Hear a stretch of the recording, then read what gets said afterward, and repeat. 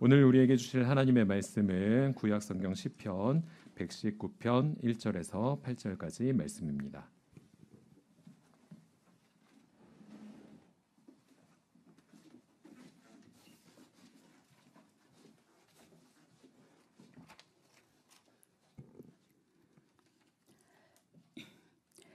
그 행실이 온전하고 주님의 법대로 사는 사람은 복이 있다. 주님의 증거를 지키며 온 마음을 기울여서 주님을 찾는 사람은 복이 있다. 진실로 이런 사람들은 불의를 행하지 않고 주님께서 가르치신 길을 따라 사는 사람이다. 주님께서는 우리에게 주님의 법도를 주시고 성실하게 지키라고 명령하셨습니다. 내가 주님의 율례들을 성실하게 지킬 수 있도록 내 길을 탄탄하게 하셔서 흔들림이 없게 해 주십시오.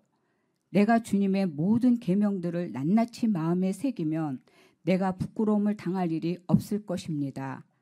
내가 주님의 의로운 판단을 배울 때 정직한 마음으로 주님께 감사하겠습니다. 주님의 율례들을 지킬 것이니 나를 아주 버리지 말아 주십시오. 이는 하나님의 말씀입니다.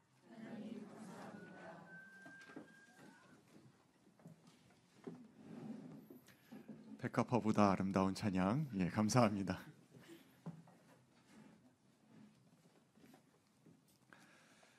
주님의 은총과 평강이 여러분 모두 함께 하시기를 간절히 기원합니다. 오늘 119편의 시인은 두 가지 어려움 가운데 처해 있습니다. 6절에서 내가 부끄러움을 당할 일에 쌓여 있다 라고 표현하고 있습니다. 내가 지금 살아가고 있는 동네에서, 또 책임을 맡고 있는 조직 가운데에서, 혹은 나라 전체 가운데에서 내가 지금 수치스러운 부끄러운 상황 가운데 처해 있다는 이야기입니다. 또 하나는 8절에서 나타나고 있는 것처럼 하나님으로부터 버림받을 것 같은 그런 절망과 두려움에 휩싸여 있습니다. 하나님으로부터는 외면받고 주변 사람들로부터는 수치를 당할 그런 상황, 그것이 바로 시인이 처한 상황입니다. 이는 비단 한 개인의 어려움을 이야기하는 것 맞지요? 그렇지만 그럼과 동시에 큰 단위의 공동체, 나라와 민족, 교계 전체, 교회의 공동체, 이런 것이 수치와 버림받음의 두려움 속에 휩싸여 있다라는 것을 들려주고 있는 것입니다. 이러한 상황 속에서 시인이 결단한 행동 또한 분명하게 나와 있습니다. 4절에 주님께서는 우리에게 주님의 법도를 주시고 성실하게 지키라고 명령하셨습니다. 주님의 법, 그것을 분명하게 지키며 사는 삶, 그렇게 살아야 된다라고 이야기하고 있는 것입니다. 네, 다 끝났습니다. 이 이야기가 전부입니다. 119편은 이 이야기가 계속 반복되면서 나오고 있습니다. 시 전체에 걸쳐서 알파벳 순서대로 구성되어져 있는 시인데 이 이야기가 계속 반복되고 있는 것이에요. 이런 이야기가 나올 수밖에 없었던 역사적인 배경이 있습니다. 잠시 그것을 살펴보고자 합니다. 우리가 잘 알고 있는 구약 성경 첫 번째 5권을 모세오경이라고 합니다. 그 모세오경 가운데 5번째 책이 신명기인데요. 이 신명기에는 독특한 역사관이 있습니다. 하나님의 법을 잘 지키면 하늘의 복을 받게 될 것이고, 그것을 어기면, 불순종하면 벌을 받게 될 것이다 라는 그러한 사고방식입니다. 이 또한 역사적인 배경이 있는 사고방식입니다. BC 6세기 이스라엘은 바벨론에게 처참하게 멸망당했습니다. 전쟁에서 진 것도 처참했지만 그들은 바벨론의 이주 정책에 의해서 자신이 살던 땅에서 쫓겨나서 바벨론 그발강가로 끌려가게 됩니다. 이것을 포로기, 바벨론 포로기, 포수기 이렇게 표현합니다. 그들은 예루살렘 성전에서만 하나님께 제사 드릴 수 있고 하나님을 만날 수 있고 하나님께 용서받을 수 있다라고 여겼기 때문에 이곳으로부터 먼 지역으로 옮겨가서 바벨론으로 가게 되었을 때 단지 자신의 땅을 잃은 슬픔뿐만이 아니라 하나님을 만날 수 없다라는 괴로움이 그들을 힘들게 했습니다. 그러한 수치 가운데에서, 그러한 버림받음 가운데에서 그들은 고민했습니다. 어떻게, 왜 우리는 일이 될 수밖에 없었는가 하고요. 가슴 찢어지는 한탄과 후회, 처절한 반성과 질문이 잇따르게 되었습니다. 왜 우리는 이렇게 되었는가? 그들은 회복의 발걸음을 옮기기 위해서 예배할 수 없지만, 제사할 수 없지만 함께 모여서 주님의 말씀을 묵상하는 시간을 가졌습니다. 말씀을 읽고 말씀에 대한 이야기를 나눈 거예요. 말씀 속에서 여러 하나님과 만난 사람들의, 선조들의 이야기를 보았고 그들의 삶이 어떻게 변화했는지를 살폈습니다. 이것이 바로 회당의 출발입니다. 회당 가운데에서 그들은 하나님의 말씀을 읽고 말씀에서 자신의 삶의 본과 반면 교사를 찾아내었던 것입니다. 이러한 역사적 반성 가운데에서 그들은 모세의 이야기를 만날 수밖에 없었습니다. 신명기 가운데에서 모세는 이제 가나안 땅 입성을 바로 앞두고 있는 형편 가운데에서 이스라엘 백성을 다 모아놓고 마지막 설교를 합니다. 그로서는 이제 곧 죽게 될 터이고, 그리고 자신이 없는 상황 가운데에서 이스라엘 민족이 젖과 꿀이 흐르는 땅으로 들어가게 될 상황인데, 그때 그는 이렇게 이야기합니다. 당신들 앞에 두 가지 길이 있습니다. 하나는 생명의 길이요, 또 하나는 죽음의 길. 하나는 번영의 길이요, 하나는 역경의 길. 하나는 축복의 길이요, 하나는 저주의 길. 이 두 가지 갈래길이 있습니다라고 이미 이야기합니다. 그리고 당신들은 어딜 가겠느냐고 질문하고 있는 것이죠. 사실 이들은 하나님의 놀라운 오른팔의 권능의 힘에 의지하여서 애굽 제국 파라오의 손길에서 벗어나서 구출받아서 해방되었고 거룩한 자유를 누리게 되었습니다. 하지만 그것은 쉬운 자유는 아니었습니다. 광야의 방랑 생활을 해야 했으니까요. 그러나 그들은 하나님의 약속을 잊지 않았습니다. 내가 방랑하고 있는 이 상황 속에서도, 이 저 내리쬐는 햇살 가운데, 그 뜨거운 낮의 어려움 속에서도, 밤이 되면은 몰아치는 바람으로 인해서 추위 가운데에서도 그들은 잊지 않았습니다. 하나님의 약속이 살아있음을 말입니다. 그리고 그 가운데서도 계속 꿈꾸며 나아갔던 것입니다. 이제 막바지에 이르렀습니다. 요단강을 건너기만 하면 됩니다. 그 막바지 가운데에서 모세는 이야기하고 있는 겁니다. 당신들 앞에 이제 길이 놓여 있습니다. 이 갈림길 앞에서 당신들은 어디를 선택할 것입니까? 라고 묻는 것입니다. 두 가지 갈림길에 대한 질문은 모세만 했던 것은 아닙니다. 예수님도 하셨습니다.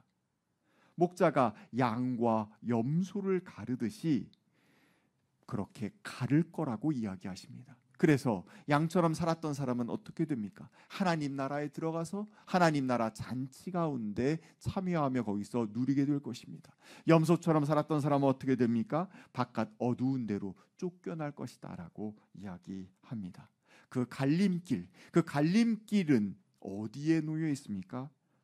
앞서 말씀드린 바로 그대로 하나님의 말씀, 하나님의 규례, 하나님의 명령을 지켰느냐, 순종했느냐, 아니면 불순종했느냐입니다.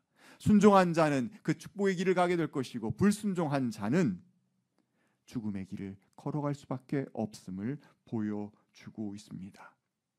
자, 두 갈래길 가운데 어디를 선택하겠습니까? 누구나 마찬가지일 겁니다. 죽음이나 역경이나 저주를 선택할 자는 아무도 없습니다. 생명과 번영과 축복의 길을 선택하기를 원합니다. 그러면 그걸 원하는 사람이 지켜야 할 하나님의 법은 무엇일까요? 여러 법조항들이 많이 있지만 우리가 외우기 힘들고 지키기 힘들까 봐 예수님이 깔끔하게 정리해 주셨습니다.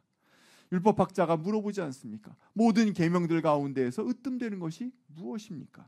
예수님은 분명하게 답변하십니다.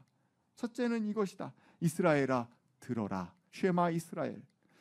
우리 하나님은 오직 한 분이시다. 그 한 분이신 하나님을 내 마음을 다하고 목숨을 다하고 뜻을 다하고 힘을 다해서 사랑해라 라고 하셨고, 두 번째는 내 이웃을 내 몸처럼 사랑해라 라고 분명하게 말씀해 주셨습니다. 자, 오늘의 시편과 예수님의 말씀을 한번 연결시켜 보겠습니다. 우리의 마음과 목숨과 뜻과 의지 모든 것을 다해서 하나님을 사랑하고 이웃을 내 몸처럼 사랑하라고 하는 그 계명을 잘 지키면 이웃들로부터 받는 수치, 하나님으로부터 받는 버림받음의 아픔으로부터 벗어나서 복된 삶, 생명의 삶을 살게 될 것이다 라는 결론이 내려지고 있는 것입니다. 그럼 구체적으로 들어가 봅시다. 하나님을 사랑한다라는 것은 무엇입니까? 하나님을 사랑하는 게 무엇이냐고 물으면 모두들 답변하십니다. 예배 잘 드리는 거요. 여러분처럼 말입니다. 말씀 잘 읽는 것, 말씀대로 사는 것, 이렇게 이야기합니다. 조금 더 존재론적으로 말씀드린다면 내가 하나님으로부터 왔다라고 고백하는 삶입니다. 나는 하나님으로부터 온 하나님의 자녀입니다. 나의 모든 것은 하나님으로부터 왔습니다. 나의 시간은 하나님이 주신 것입니다. 내 마음대로 나의 시간을 늘릴 수 없습니다. 그 누구도 자신의 목숨을 늘릴 수 없습니다. 내가 갖고 있는 소유물들, 모든 재산, 모든 재물들 하나님께서 나에게 허락해 주셨기 때문에 내가 누릴 수 있는 것입니다. 내가 갖고 있는 재능, 이것 또한 하나님께서 나에게 주신 것입니다. 이 모든 것이 하나님으로부터 왔음을 믿고 하나님 앞에 겸손하게 살아가는 삶, 이것이 바로 하나님을 공경하고 하나님을 사랑하는 삶입니다. 이렇게 공경한다라는 것은 단순하게 고개를 푹 숙이기만 하면 될까요? 하나님 앞에 무릎을 꿇기만 하면 되겠습니까? 아닙니다. 행동으로 나타나야 합니다. 모든 것이 하나님께로부터 왔으니 모든 것은 하나님께 되돌리겠다라는 마음으로 행동해야 합니다. 나의 일부를 떼어서 주님께 돌리는 삶을 살아야 하는 것입니다. 나의 일부, 나의 시간, 나의 재능, 나의 재물을 떼어서 주님께 돌리는 삶을 살아야 하는 것입니다. 그것이 바로 하나님을 사랑하는 삶입니다. 좀 더 구체적으로 이야기해 볼까요? 예수님께서는 이렇게 이야기하셨습니다. 마태복음 25장에서 너희가 여기 내 형제들 중에 지극히 작은 자 하나에게 한 것이 누구에게 한 것이다? 바로 내게 한 것이다 라고 말씀하셨습니다. 하나님을 사랑하길 원하십니까? 예수님을 사랑하길 원하십니까? 지극히 작은 자에게 똑같이 행동하라고 주님은 이미 말씀하여 주셨습니다. 이웃 사랑과 하나님 사랑은 떨어져 있는 것이 아닙니다. 같은 이야기입니다. 내 곁에 있는 사람들의 얼굴 속에서, 그 마음 속에서, 그 삶 속에서 저가 하나님의 자녀로구나라는 것을 발견할 수 있는 눈이 있어야 합니다. 저가 나의 형제다 자매다라는 것은 우리가 같은 부모를 가졌다는 뜻 아닙니까? 바로 우리 하나님이 우리의 부모라는 고백인 것입니다. 예수님은 특별히 이 이웃사랑과 관계된 율법에 대해서 법적인 수준에 머물러 있으면 안 된다라고 분명히 강조하셨습니다.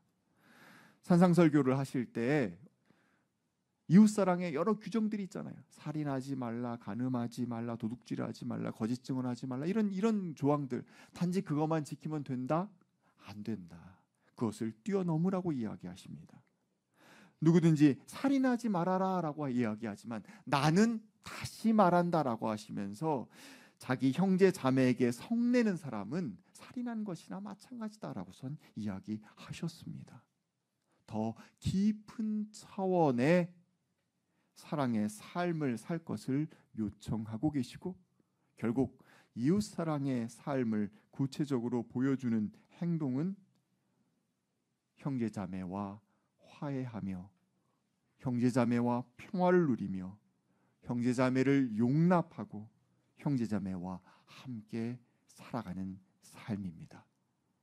이것이 쉽지 않습니다. 하나님을 사랑한다는 것, 예수님을 사랑한다는 것, 그 말이 더 쉽습니다. 예배 나오라고요? 예, 예배 나올 수 있습니다. 그것 지키기가 더 쉽습니다. 말씀 읽으라고요? 예, 말씀 읽는 거 그것 지키기가 더 쉽습니다. 그런데 그것만 갖고는 낙제입니다. 0점서부터 올라서 59점까지는 이룰 수 있을지 모르겠지만 61점으로 올라가기 위해서는 형제 자매와 화해하기 시작해야 합니다. 이웃의 손을 잡기 시작해야 합니다. 그때 우리는 사랑의 삶을 살아가는 것입니다. 제가 좋아하는 김태용 감독의 가족의 탄생이라는 영화 있습니다. 되게 오래된 영화, 거의 20년 가까이 된 영화라서 보신 분도 계시겠지만 기억하시는 분은 별로 안 계실 것 같은데요. 떡볶이를 파는 분식집을 하는 활달한 누님이 한 분 나오십니다. 얼굴은 문소리 배우처럼 생겼습니다. 그 문소리 씨에게는 남동생이 하나 있었어요. 엄태웅 씨처럼 생긴 남동생이 하나 있었는데 이 남동생이 밖으로만 돌아다니는 거예요. 5년 만에 전화가 왔어요. 집에 들어온다는 거예요. 누나로서 너무너무 기분이 좋아가지고 음식 해놓고선 기다렸어요. 5년 만에 딱 들어오는데 엄태웅이 먼저 C자를 붙여야 될 텐데 다 좀 존칭 생략하겠습니다. 엄태웅 씨가 먼저 딱 들어오는데 너무너무 반가워서 두 오누이가 이제 막 반갑다고 했는데 누나 하나 더 있어라고 하면서 자기 아내를 데리고 들어온 거예요. 근데 그 아내가 고두심 씨입니다. 나이가 상당히 많은 고두심 씨가 집에 딱 들어오게 되죠. 여기서 끝나면 영화가 아니죠. 고두심 씨의 전 남편의 전 아내의 딸이 오갈 데가 없게 돼요. 그래서 그 아이가 결국 그 집에서 살게 됩니다.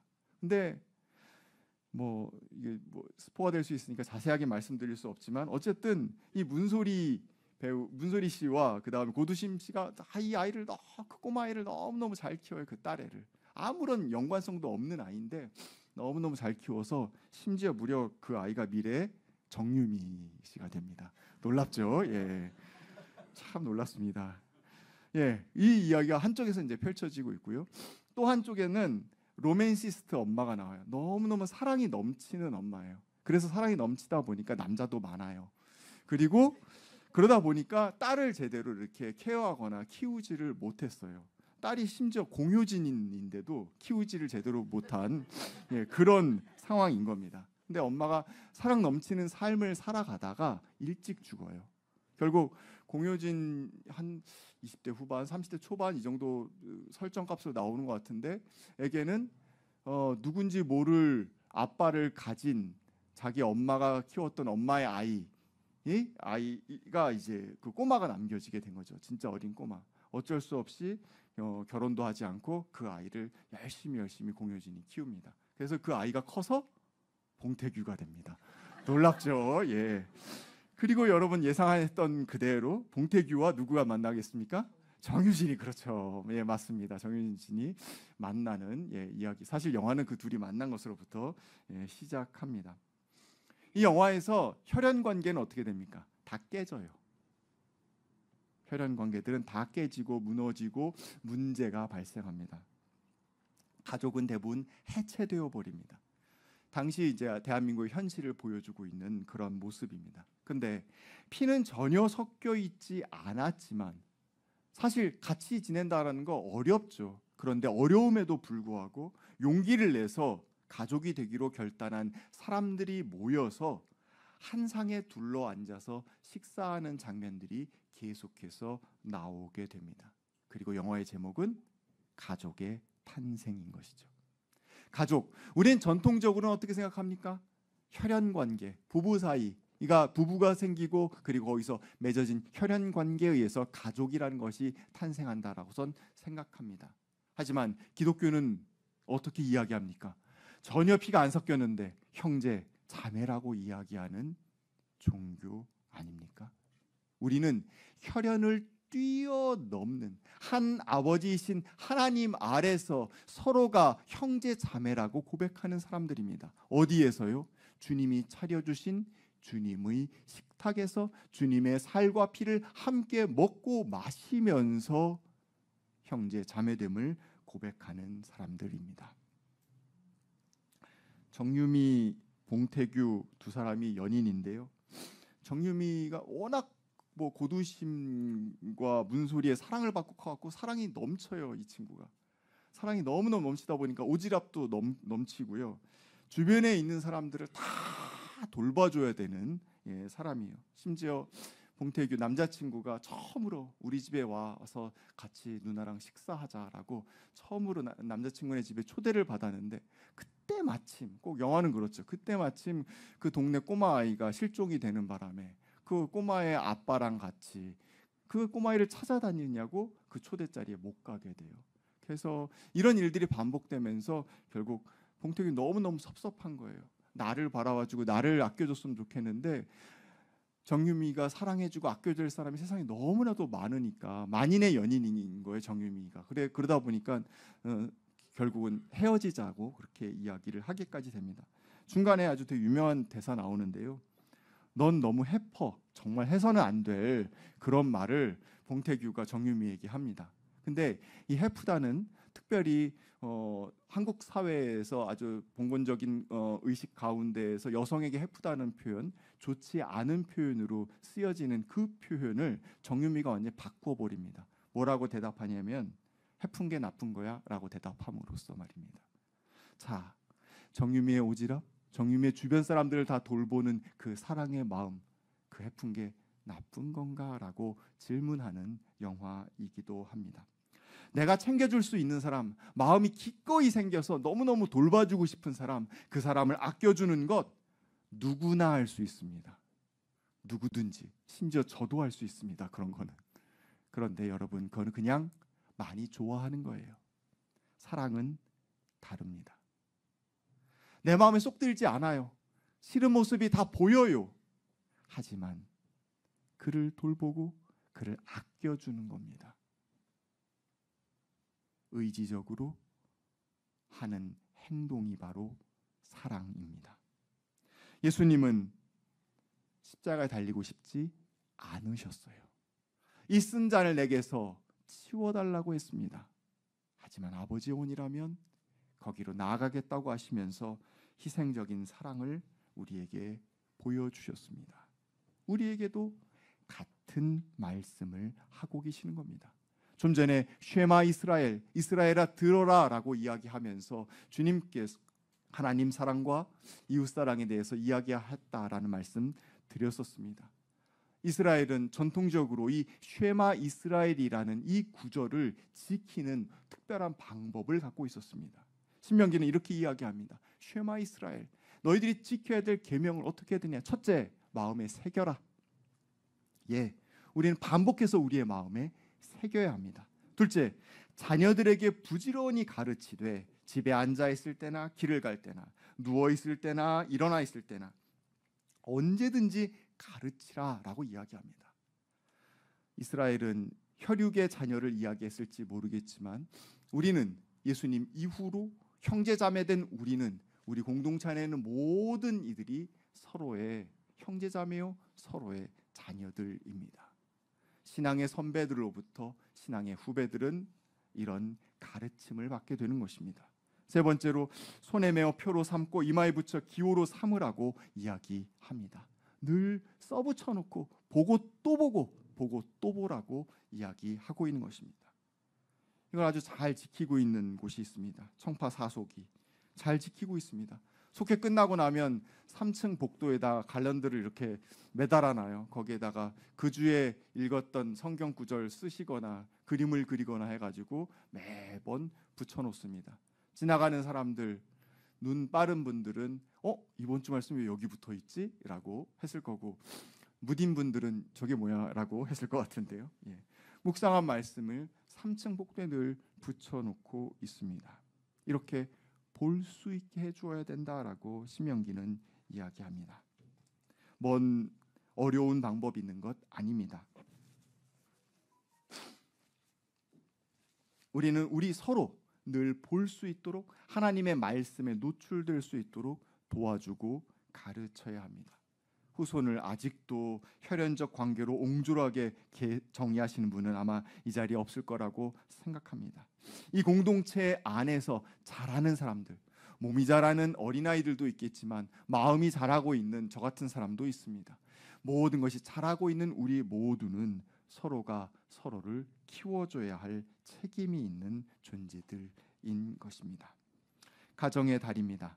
우리 공동체 안에서 가족의 탄생 그 영화와 같이 서로가 서로를 따뜻하게 맞이해주는 아름다운 일이 이루어지기를 간절히 원합니다.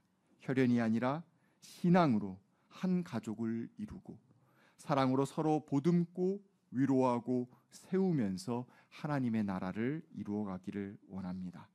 지극히 작은 자 하나에게 한 것이 예수님에게 한 것임을 깨닫고 그렇게 그대로 순종하여 행동하며 하나님 사랑, 이웃 사랑의 큰 계명을 지키며 대대손손 하나님의 큰 복을 받아 누리실 수 있는 저와 여러분이 되기를 간절히 소망합니다. 함께 주신 말씀 두고 거듭의 기도 드리겠습니다.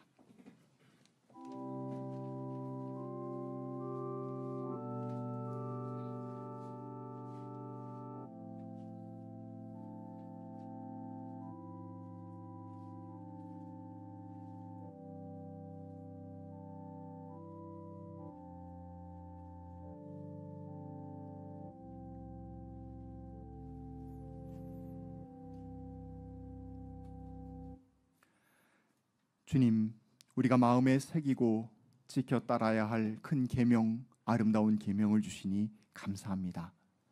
하나님을 사랑하고 이웃을 사랑하겠습니다. 그 둘이 다른 것이 아니라 하나임을 깨달았으니 지극히 작은 자에게 예수님께 하듯 하며 사랑의 삶을 살아가겠습니다. 주님의 규례 안에, 이 아름다운 규례 안에 머물러 있는 우리를 어여삐 여겨 주시옵시고 주의 복된 길 위에 세워 주시옵소서. 예수님의 이름으로 기도하였습니다. 아멘.